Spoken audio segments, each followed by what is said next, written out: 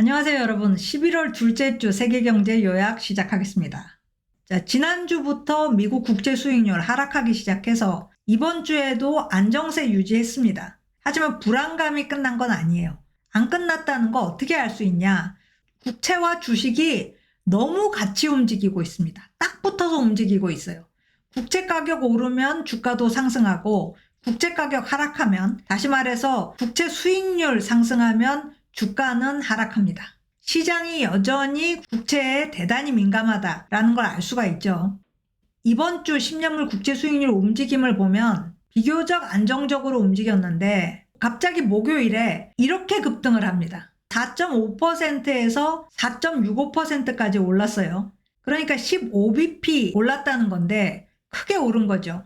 그 때문에 주식시장도 이날 크게 하락했습니다.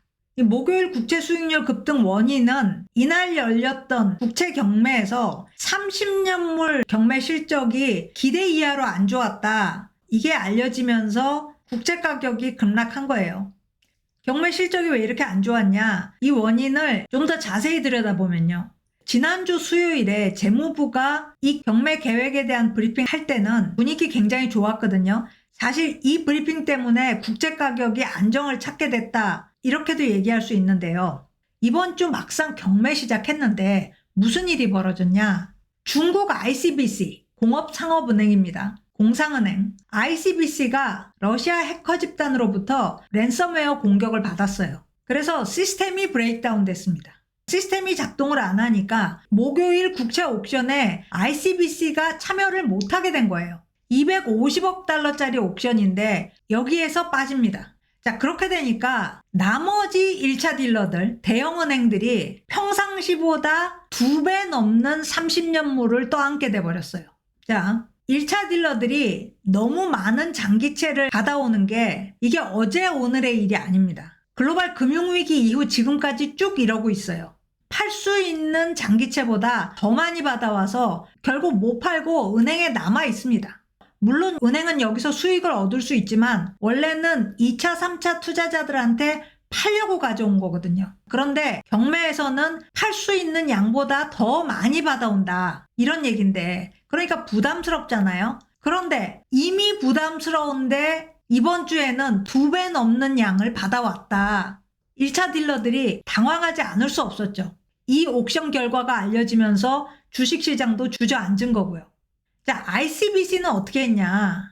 장기채 매입을 계획하고 있었거든요. 그래서 2차 저차에서 우리가 지금 참여를 못한다. 옥션 시간을 연장해달라. 이렇게 요청을 했습니다. 그리고 ICBC 뉴욕 지점에서 USB를 가지고 뱅크 오브 뉴욕 멜론으로 갑니다. 자기네 시스템은 고장났으니까요. 거기 가서 대신 부탁해서 거래를 완료합니다. BNY한테 우리가 90억 달러를 쏴줄 테니까 이거 대신 좀 사달라. 이렇게 한 거죠. 자, 이렇게 해서 거래는 끝났는데 경매 실적이 이렇게 안 좋았던 게 수요가 갑자기 없어져서 그런 게 아니다. 시스템 오류 때문이었다. 이게 밝혀지면서 국채 가격 다시 올라갔고 국채 수익률도 거기에 맞춰서 하락했습니다. 다음 날 금요일에 주식시장도 반등했고요. 결국 이게 무슨 말이냐? 국채를 수요보다 더 많이 발행하는 것도 문제가 되지만, 초과 공급하는 것도 문제가 되지만 국채 거래 시스템에도 문제가 있다. 이런 얘기죠. 공급량을 좀 줄인다 하더라도 국채 배관이 불안하다. 이런 얘기가 이번 주에 많이 나왔습니다.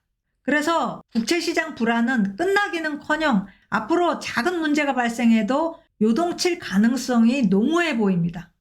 그리고요, 이번 주 금요일, 어제는 무디스가 미국 신용등급 전망을 네거티브 워치로 수정했습니다. 부정적으로 바꾼 거예요. 자, 이유 2가지입니다. 첫째는 국가 재무 건전성의 하방 위험이 증가했다. 더 나빠질 가능성이 높아졌다. 이거고요. 2번째는 이 미국 재무 건전성의 위험이 미국이 가지고 있는 특별한 미국만의 신용 건전성으로도 상쇄되지 않을 가능성도 같이 올라가고 있다. 달러 발행 국가라도 소용없을 수 있다. 이렇게 얘기를 한 겁니다. 자, 계속해서 무디스는 정부가 지출을 줄이거나 수입을 늘리지 않고는, 세수를 늘리지 않고는 이 대규모 적자는 계속될 수밖에 없다. 그렇게 되면 부채 감당 능력 크게 약화될 거다. 이렇게 얘기하면서 거기다가 국채 수익률까지 오르고 있다. 미국 정부가 국채에 대한 이자를 더 많이 지급해야 된다는 거죠. 무디스가 계산한 바에 의하면 세수 대비 이자 지급률이 작년에 9.7%였는데 앞으로 10년 후에는 26%로 상승할 거다. 그리고 GDP 대비 이자 지급률은 작년에 1.9%였는데 10년 후에는 4.5%로 상승할 거다. 그러나 미국이 아직도 충분한 건전성을 가지고 있기 때문에 신용등급 자체는 그냥 유지하겠다. 자, 세계 3대 신용평가사 중에 무디스만 미국 신용등급을 최상급으로 주고 있습니다. S&P는 2011년 정부 셧다운 때 미국 신용등급 강등했고요. 피치는 올해 국채 상한 확대를 놓고 혼란이 벌어진 걸 두고 미국 신용등급 강등했습니다. 무디스는 이번에 신용등급 강등시키지는 않겠다. 하지만 정부가 지출을 줄이거나 수입을 늘리지 않으면 강등할 수 있다. 이런 판단을 내놓은 겁니다. 이 결정으로 시장이 당장 충격을 받거나 그렇지는 않을 것 같은데 경고를 준 거죠. 다음 뉴스로 넘어가겠습니다. 일본은 당분간은 초저금리 그대로 유지할 것 같아요. 우에다 일본은행 총재가 이번 주 파이낸셜 타임스 컨퍼런스에서 통화 완화 정책 유지를 선호한다는 것을 확인해 줬어요. 뭐라 그랬냐 하면요.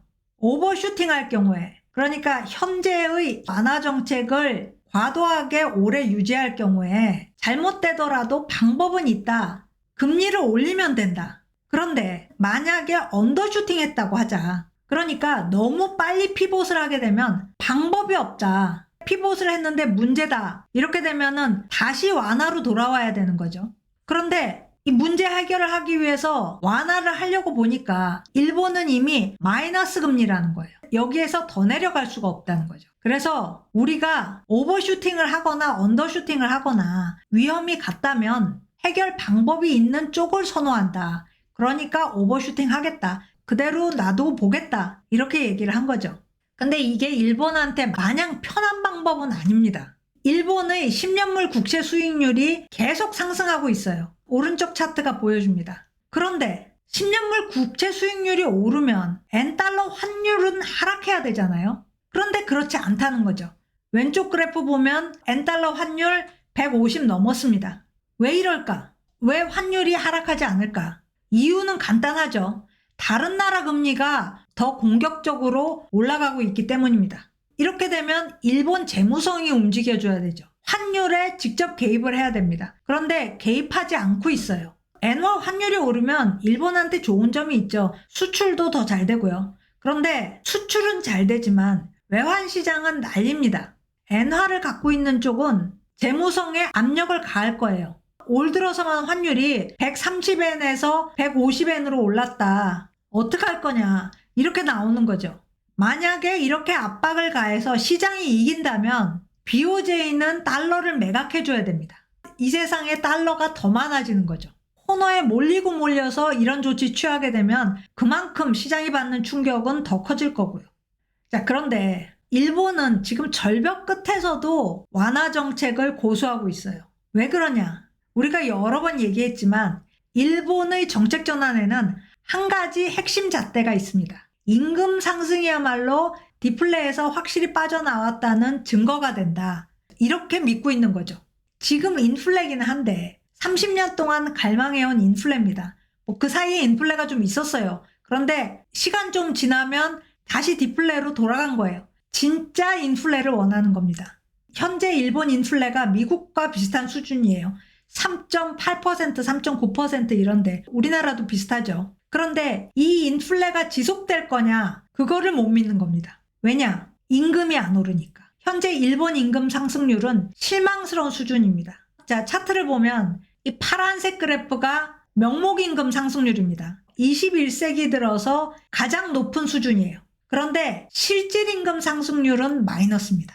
그러니까 명목적으로는 임금이 상승했지만 인플레를 빼고 나면 오히려 임금이 떨어진 거다. 이런 얘기가 되는 거죠.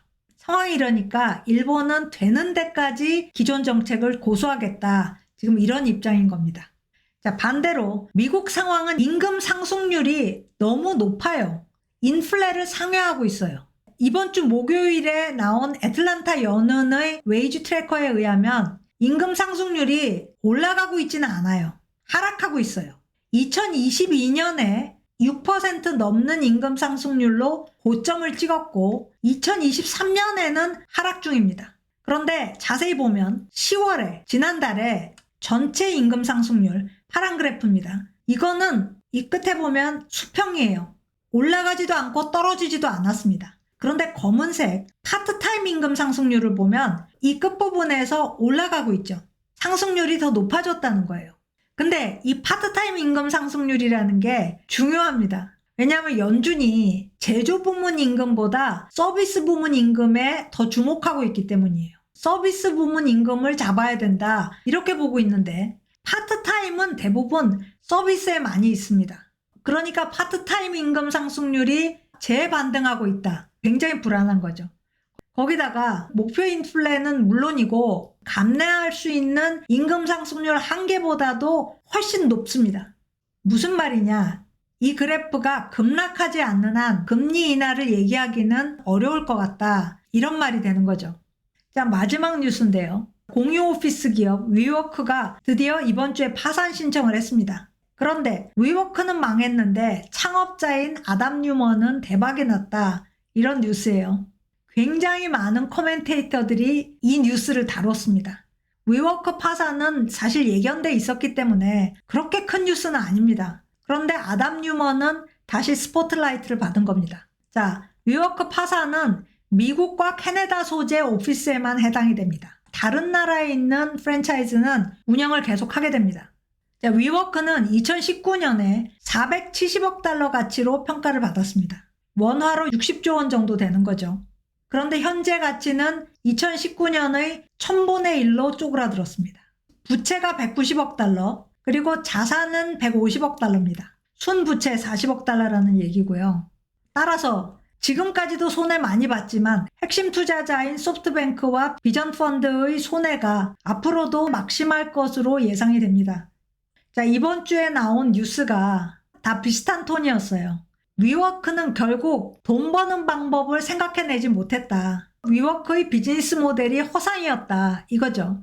그렇지만 아담 뉴먼은 돈 버는 방법을 당연히 생각해냈다. 굉장히 아담 뉴먼에 대해서 냉소적이고 부정적인 얘기로 도배가 됐습니다. 자, 아담 뉴먼이 위워크를 떠난 지는 4년 넘었어요. 2019년 위워크가 처음으로 기업 공개 시도를 했는데 이게 실패로 끝나면서 뉴먼이 회사에서 쫓겨납니다. 그런데 쫓겨나면서 뉴먼이 개인적으로 소프트뱅크로부터 빌린 돈 4억 3천만 달러에 대한 변제 의무로부터도 해방돼요. 소프트뱅크가 그때 어떤 계약서에 사인을 했느냐면 만약 뉴먼이 부채에 대한 상환을 중단하면 대신 주식으로 받겠다. 이렇게 한 거예요. 2021년 위워크가 결국 상장을 했어요. 이때 아담 뉴먼은 이미 떠난 후고요. 소프트뱅크가 추진한 거죠. 이때 주가가 450달러. 2019년에 비해서는 많이 떨어졌지만 그래도 괜찮았습니다. 이 가격 기준으로 그때 뉴먼은 5억 달러를 주식으로 보유한 거였는데 현재 주가는 1.5달러. 보유액은 400만 달러로 줄어들었습니다. 금액으로 보면 빌린 돈 4억 3천만 달러의 100분의 1도 안 되는 거죠. 그런데 지금 소프트뱅크는 이거 받는 걸로 만족해야 된다. 법적으로는 그렇다. 아담 뉴먼이 내가 양심상 못 그러겠다. 당신들 손해가 많으니까 내가 그 돈 갚겠다. 4억 3천만 달러 갚겠다. 이렇게 말할 가능성은 전혀 없다. 아담 뉴먼이 자기 재산 불린 것만 봐도 알 수 있지 않느냐. 17억 달러. 아담 뉴먼은 이스라엘 해군에서 하사관으로 복무하다가 미국으로 건너와서 2010년 위워크를 세웁니다. 평판 굉장히 안 좋습니다. 영화화도 됐고 결국 사기를 친 거다. 수많은 투자자를 희생시켰다. 이렇게 평가받고 있는데 막상 본인은 이번 주에 위워크가 그 어느 때보다도 이 세상에 유의미해졌는데 이렇게 실패의 길로 들어서서 너무나 안타깝다. 이렇게 말하면서 다시 한번 욕을 바가지로 들었습니다. 자, 오늘 스캔 여기까지입니다. 고맙습니다.